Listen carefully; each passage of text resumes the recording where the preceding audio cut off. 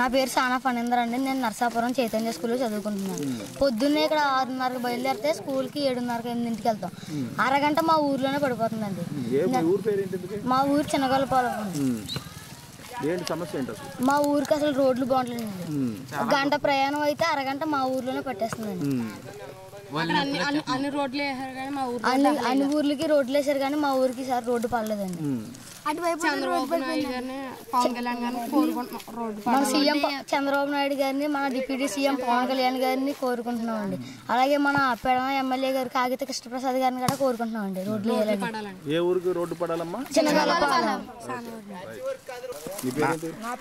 నా పేరు మాజేటి హరిశ్రీ చందన్.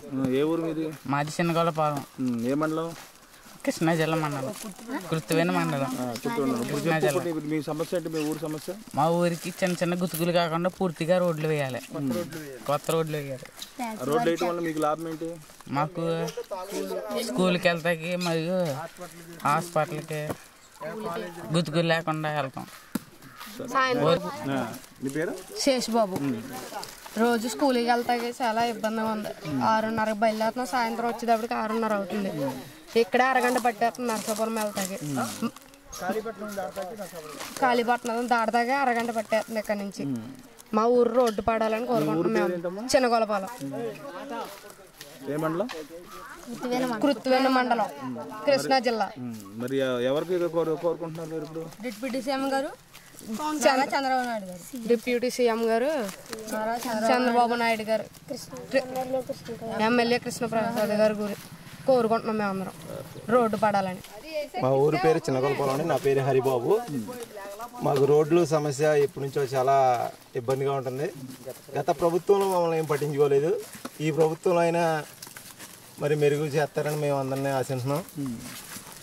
మా ఎమ్మెల్యే కృష్ణప్రసాద్ గారు మరి ఒకసారి వచ్చి చూసి అన్నీ కూడా ప్యాచ్ వర్క్లు కాకుండా మెయిన్ రోడ్డు కొత్తగా మళ్ళీ వేస్తారని ఆశిస్తున్నాం. అలాగే మాకు మెయిన్ రోడ్డు తాగునీరు సమస్య కూడా బాగా ఇబ్బందిగా ఉంది.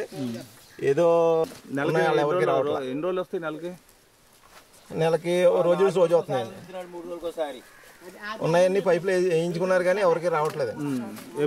ఎన్ని రోజులకు ఒకసారి వస్తాయి వాటర్ మీకు? 3 రోజులకు ఒకసారి. 3 రోజులకు ఒకసారి కూడా అందరికి రావట్లేదండి. కొనుక్కుని వస్తాయి. సో మీకు మొత్తం మీ ఊరు సమస్యలు ఏంటి మొత్తం మీద? మా ఊరి సమస్యలు ఏమన్నాయండి?